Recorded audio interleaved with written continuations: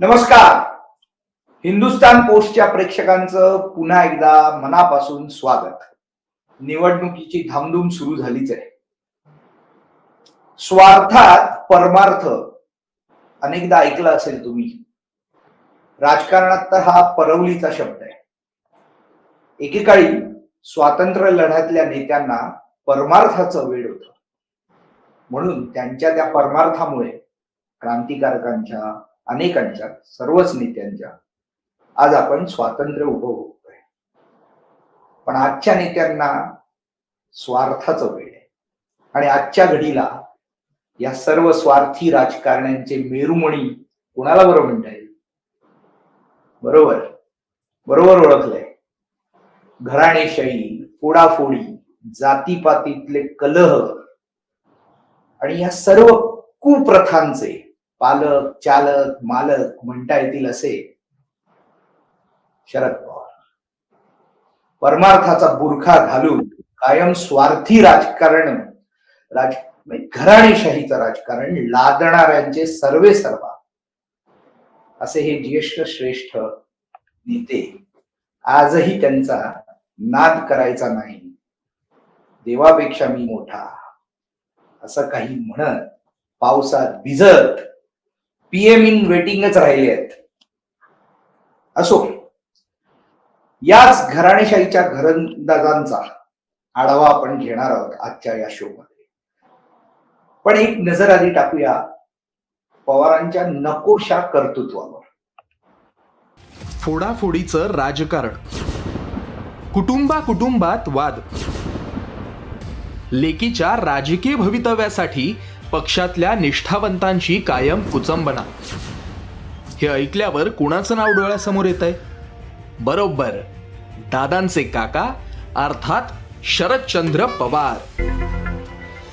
लोकहितापेक्षा कौटुंबिक हितसंबंध जपणारे शरद पवार. त्यामुळेच लेकीसाठी म्हणा किंवा आणि कशासाठी, पण वयाच्या 83व्या वर्षी पावसात भिजत त्यांनी शड्डू ठोकलाय आणि घराणेशाहीची पेरणी नव्याच व्याख्येने केली आहे. घराणेशाही म्हणजे काय? असं आहे, डॉक्टरचा मुलगा डॉक्टर होतो का नाही? कधी ऐकेल का नाही? वकिलाचा मुलगा वकील होतो, व्यापाऱ्याचा मुलगा व्यापारी होतो, शेतकऱ्याचा मुलगा शेतीच करतो. मग समाज करण्यात काम करणारा त्याचा मुलगा उद्या आला आणि तो त्यांनी केलं तर त्याचं घराणेशाही कशी? राजीनामा देऊन शब्दाप्रमाणेच निर्णय फिरवणाऱ्या काकांच्या याच घराणेशाहीमुळे अजितदादांनी बंड केलं आणि काकांवर थेट आरोपही केलेत. आता नवीन पिढी पुढे येते, तुम्ही आशीर्वाद द्या ना. चुकलं तर सांगा ना, अजित तुझं हे चुकलं. चूक मान्य करून दुरुस्त करून पुढे जाऊ. पण कुणा करता चाललं हे? कशा करता चाललं हे? का अशा प्रकारचं चित्र राज्यामध्ये निर्माण केलं जातं? काय आम्ही कुणाच्या पोटी जन्माला आलो नाही, ही चूक आहे आमची. दादांचा हा तळतळाटच सांगतोय काकांच्या राष्ट्रवादीचा भविष्यातील वारसदार कोण असेल ते. पण तरीही काका मात्र सारं काही स्वतःच झेलतायत. भविष्य काळासाठी तुमच्या पक्षाचा आश्वासक चेहरा कुठला? शरद पवार, शरद पवार, शरद पवार.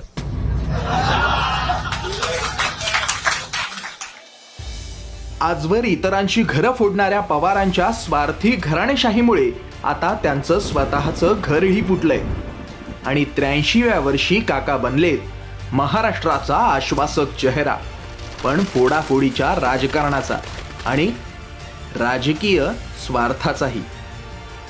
हिंदुस्तान पोस्टसाठी सुप्रीम मस्कर, मुंबई. आमच्या सहकार्याने केलेली क्लिप तुम्ही ऐकलीच.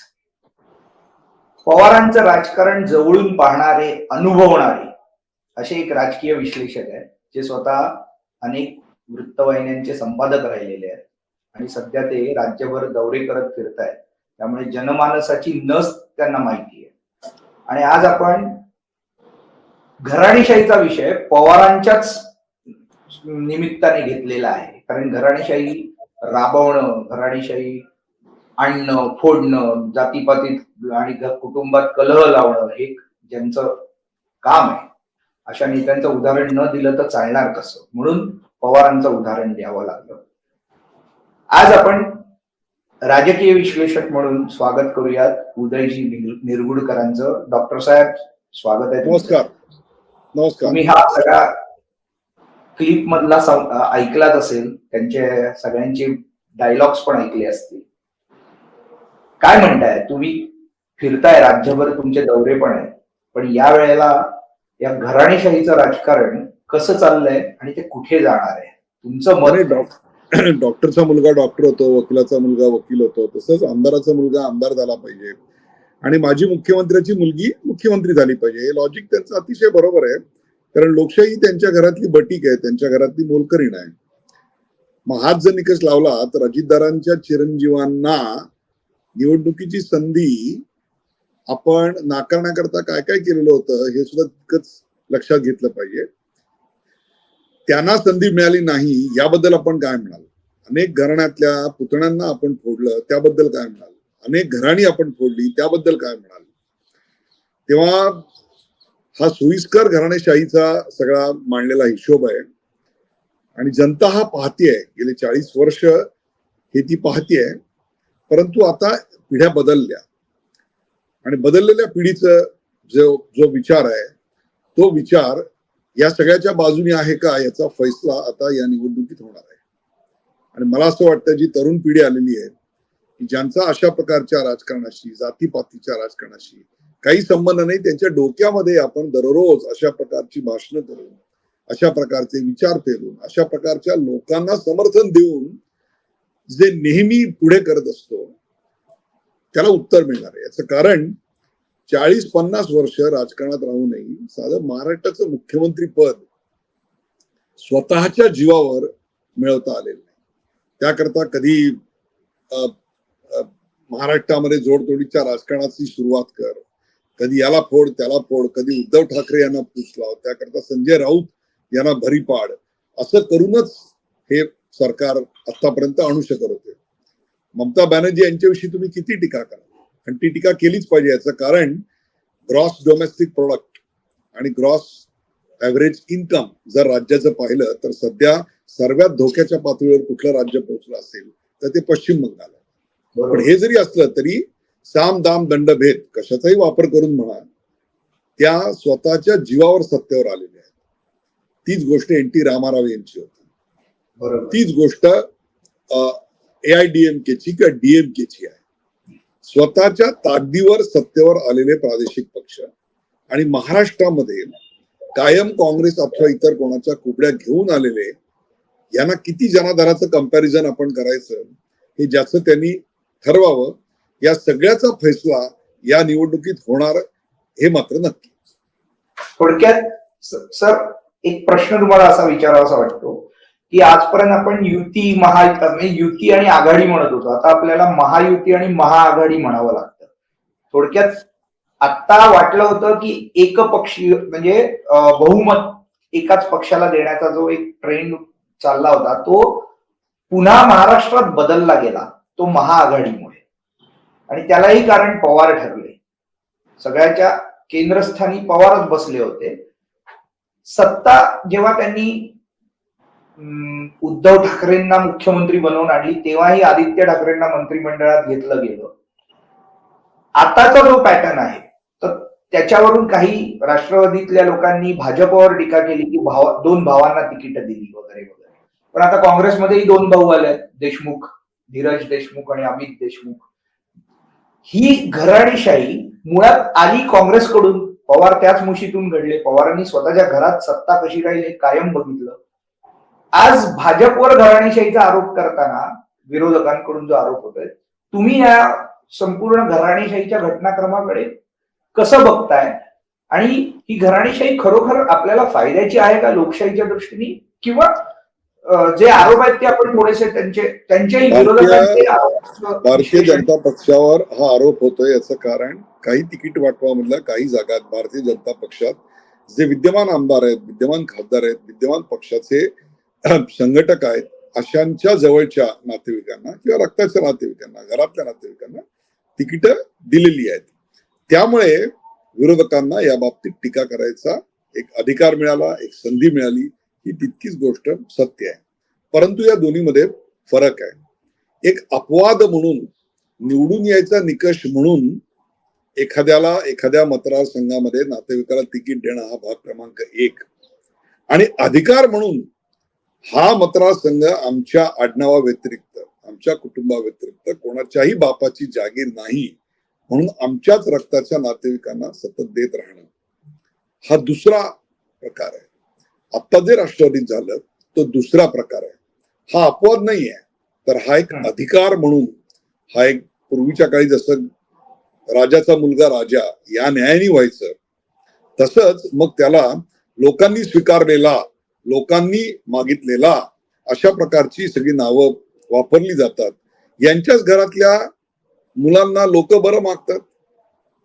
यांच्या पक्षातले जे सर्वसामान्य कार्यकर्ते आहेत त्यांच्या नातेवाईकांना, त्यांच्या मुलांना का बरं मागितलं जात नाही?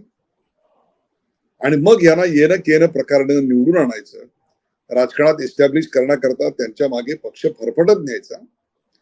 असंच करण्याकरता पूर्वी युवती मेळावे एका पक्षाने घेतलेले होते. कोणी घेतले होते आता सांगायचं काही तो विषय नाही. आता या युवती मेळाव्यांचं काय झालं? हा एक सगळा संशोधनाचाच भाग आहे. त्यामुळे तसाच संवादही साधला होता. हो, घराणेशाही ही गोष्ट प्रत्येक पक्षात आहे. त्याला प्रत्येक पक्षाला आपल्याला जबाबदार धरावं लागेल. परंतु काही ते अपवाद म्हणून करतात, तर काही ते अधिकार, रूढ रिवाज म्हणून करतात. ही वस्तुस्थिती आहे. अगदी अगदी.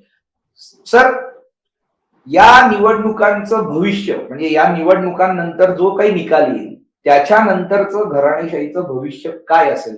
तुम्ही राजकीय विश्लेषक तर आहातच, पण तुम्ही सेफॉलॉजिस्ट आहात.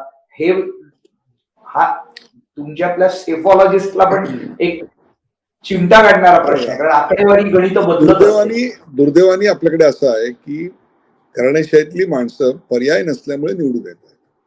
पक्षाची ताकद पूर्णपणे त्यांच्या मागे लावल्यामुळे निवडून येत आहेत. त्यामुळे याही वेळेला घराणेशाहीचे उमेदवार निवडून येतील यात काही मला शंका वाटत नाही. त्यांची राजकीय जडणघडण कशी झालेली आहे याला मी जास्त महत्व देतो. चला आपण शरदर मानूया. प्रश्न विचारायचा आहे, याला जोडून एक प्रश्न विचारायचा. बोला. ही संधी होती का घराणेशाहीला मात देण्याकरता नव्या तरुण उमेदवारांना समोर आणण्याची, कार्यकर्त्याला जो सावरकर, स्वप्नील, आपल्या कुटुंबातली लोक राजकारणात आपले पूर्वज नव्हते म्हणून तुम्ही आणि आम्ही असं म्हणतोय असा आरोप आपल्यावर होईल. एक लक्षात घ्या तुम्ही, ही अनेक पक्षातली रूढ प्रॅक्टिस आहे. याचं कारण त्यांचा बारदान इतका मोठा आहे. साखर कारखाने आहेत, दूध डेअरी आहेत, कुक्कुटपालन केंद्र आहेत, कृषी उत्पन्न बाजार समित्या, पेट्रोल पंप, शिक्षण संस्था, 1000-1500 कार्यकर्ते प्रत्येक ठिकाणी, असा 5-10 हजाराचा जो फौज फाटा त्यांना पोचायचा आहे. आणि त्याकरता जर हातात सत्ता नसेल तर माशाची तडफड जशी होते ना तशी यांची तडफड होते. यांचे कारण अनेक ठिकाणी हात पाय गुंतलेले आहेत. सत्ता आहे म्हणून त्यांना शांतपणे झोप लागते. आता हे कोणाचं वाक्य होतं हे तुम्हाला आठवेल, बरोबर आहे? त्यामुळे त्यांना याच्याशिवाय दुसरा पर्याय नाहीये. हे जर नाही झालं तर संस्थानं खालसा होतील आणि इतक्या कष्टानं पिढ्यानपिढ्या खपून उभं केलेले कार्यकर्ते, उभ्या केलेल्या संस्था हातातून निसटून जातील. याच्याकरता म्हणून त्यांना पक्षाची लॉयल्टी, विचारधारा वगैरे हे सगळे तुम्ही बोलायच्या गोष्टी आहेत, पत्रकारांनी मांडायच्या गोष्टी आहेत. इथे मी, माझं घराणं आणि माझं संस्थान ही प्रायोरिटी आहे. त्या संस्थानाच्या विरोधात जर मतदारसंघात कोणी काही आवाज उठवत असेल तर तो चिरडण्याकरता, संपूर्ण ताकद पणाला लावण्याकरता विधिनिषेध शून्यता जी लागते, जो एक विलक्षण कोरडेपणा लागतो, तोही पिढ्यानपिढ्याच्या संस्कारातून शिकवलेला आहे. या ठिकाणी त्याचं ट्रेनिंग दिलं गेलेलं आहे की how you have to be cruel. त्यामुळे याच्याविषयी खंत, राग, चीड हे पत्रकार व्यक्त करू शकतात, सामान्य जनता व्यक्त करू शकते. ही यांची राजकीय गरज आहे, हे तुम्ही लक्षात घ्या. त्यांच्या राजकीय गरजेपोटी मतदान वाढवायचं की नक्की काय? म्हणजे मग नोटांचं मतदान यांना घराणेशाहीला विरोध करायचा तरी कसा मग?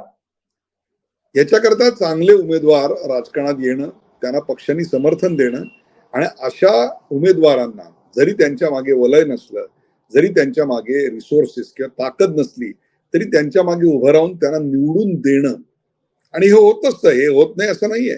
घराणेशाहीचा आहे म्हणून निवडून येतो असं काही नाहीये. घराणेशाहीचे अनेक उमेदवार पडलेले आहेत आणि याही निवडणुकीत ते पडणार आहेत. असं नाही आहे की आता उदाहरणार्थ अजित पवार उभे आहेत आणि युग पवार उभा आहे, दोघेही घराण्यातले आहेत. आता ह्याच्यातला एक जण पडणार आहे, म्हणजे याचा अर्थ कुठल्या तरी घराण्याचा पराभव होणार आहे. पवार नंबर 1, पवार नंबर 2 अशी जर दोन घराण्यांची आपण तात्पुरती आता नामकरण केलं तर कुठल्या तरी एका पवारला ह्याच्यात दणका मिळणार आहे. त्यामुळे असं नाही की लोक नाकारत नाहीत, किंवा एखाद्या घराण्यातला माणूस उभा असेल, त्याच्यासमोर एक सामान्य कार्यकर्ता उभा असेल तर अनेकदा सामान्य कार्यकर्ता निवडला जातो, ही वस्तुस्थिती. आणि अशा राजकीय राजघराण्यातल्या नेत्यांचं कर्तृत्व आणि सगळं भविष्य हे पुढे संपुष्टात येतं. चित्रपटसृष्टीत जसं झालेलं आहे की चालवण्याकरता आईबाप आटापिटा करतात आपल्या एखाद्या अभिनेता नसलेल्या करंट्याला, आणि मग करंट बुकिंग दाखवतं की तो किती करंट आहे ते. बरोबर आहे, तसंच इकडे आहे. आणि त्यामुळे राजकीय राजघराण्यातला माणूस किती वेळा फेल गेला, 3 वेळा लोकसभेत आपल्या पक्षाला पराभूत व्हायला लागलं, 70-75 वेळा विधानसभा निवडणुकीत पराजित व्हायला लागलं, तरी त्याच्या मागे तो पक्ष उभा राहतो. This is a limited democracy. पण आता बहिणीला वायनाड मधून उमेदवारी दिली आहे ना. We are evolving. ती त्यांची गरज आहे, लक्षात ठेवा. त्याची हेटाळणी करण्यात काही अर्थ नाही, ती त्यांची गरज आहे. याच्याशिवाय ते जगू शकत नाहीयेत. हे परावलंबित्व सिद्ध करतायत. अजूनही आपल्याला लोकशाही म्हणून इव्हॉल्व्ह व्हायला थोडा काळ आहे, आणि तोपर्यंत हे सगळं आपल्याला we have to carry it on our shoulders. This cross we have to carry it on our shoulders. तुम्ही अगदी नाव न घेता काँग्रेसचं जे उदाहरण दिलंय ते अगदी सर्वच चपखल आहे. काँग्रेस असं नाही, अनेक सर्वच पक्षात आहे. काही पक्षात ते अपवाद म्हणून आहे, निवडून येण्याची परवशता म्हणून आहे, तर काही ठिकाणी तो अधिकार आहे. त्याकरता दुसऱ्या कार्यकर्त्याच्या कर्तृत्वाचा, कर्तव्याचा, त्या सगळ्याचा गळा पद्धतशीररित्या घोटला जातो. अरे हा आमच्या जिल्ह्यात मोठा होतोय का, मग त्याची दूध डेअरी असेल ती बंद करा, त्याचे कार्यकर्ते फोडा, त्याच्यावर अमुक करा तमुक करा, हे सगळं चाललेलं असतं. याचं कारण येणं केणं प्रकरणानं जिल्हा माझ्या बापाचा, माझ्या कुटुंबाचा, हे जे एक वर्चस्ववादाचं विष भिनलेलं आहे ते डेमोक्रेसीला मारक आहे. आणि हे सगळं सुरळीत व्हायला अजून काही काळ आपल्याला द्यावा लागेल. सर, तुम्ही अत्यंत सडेतोड आणि स्पष्ट असं विश्लेषण केलेलं आहे. मला वाटतं सर्व प्रेक्षकांना हा विषयाची, आम्ही हा विषय का छेडला त्याचं कारण आहे की आता यापुढे एकच स्वप्नजी एकच विषय मांडावा असं वाटतो. हो अगदी, की यावेळेला हवामान खातं आणि ऍस्ट्रॉलॉजी या दोन्हीच्या माध्यमातून एक प्रिडिक्शन असं आलेलं आहे की सूर्यरास आणि स्वाती नक्षत्र यांच्यामुळे 20-22 नोव्हेंबर पर्यंत पाऊस पडणार आहे. बस मला एवढंच म्हणायचंय, याच्या पुढे काही म्हणायचं नाही, बाकीचं तुम्ही समजून घ्या. आता जो भिजेल त्याची सत्ता असं गणित राहील का? ठीक आहे सर, खूप खूप धन्यवाद. कारण ना आपण हा आता सिलसिला कायम ठेवणार आहोत. संपूर्ण निवडणुकीच्या काळात सर आपल्या बरोबर अनेकदा असणार आहेत. विश्लेषण आपण वेगवेगळ्या विषयांच्या अनुरूप आणि घटनांनुरूप करणार आहोत. घडणाऱ्या घडामोडींचाही वेध घेणार आहोत. त्याच्या मागच्या अनेक बातम्यांमागच्या बातम्या, अनेक घटनांमागच्या बातम्याही सरांच्या मार्फत आपण समजून घेण्याचा प्रयत्न करणार आहोत. उदयजी, तुम्ही असेच आमच्यासोबत येत राहणार आहात. हिंदुस्थान पोस्टवर आमच्या सर्व प्रेक्षकांना तुमचं मार्गदर्शन आणि तुमची माहिती ही अत्यंत आवडत असल्यामुळे मी तुम्हाला ही विनंती करतोय आत्ताच की संपूर्ण नक्की भेटू. निवडणुकीचा काळ तुम्ही आमच्या सोबत असाल, जिकडे कुठे दौऱ्यात असाल तिकडून. ऍब्सोल्युटली. खूप खूप धन्यवाद. तर लोक हो, एक थोडक्यात मांडायचा प्रयत्न केला. घराणेशाहीच्या निमित्ताने नुसतं पवारांना टार्गेट करणं हा उद्देश नाही, तर घराणेशाही ही लोकशाहीला मारक आहे ही खरी गोष्ट असली तरी पण तिच्यावर मात करण्याकरता आपल्या सगळ्यांनाच मैदानात उतरावं लागणार आहे आणि 100% मतदान जोपर्यंत होत नाही तोपर्यंत आपण आपली लोकशाही नैसर्गिक बनवत नाही हे लक्षात घ्या. आणि सर्वांना एक मनपूर्वक आवाहन, यावेळेला मतदान करायला कुठलंही कोणीही विसरू नका आणि कोणतीही कारण देऊ नका. खूप खूप धन्यवाद.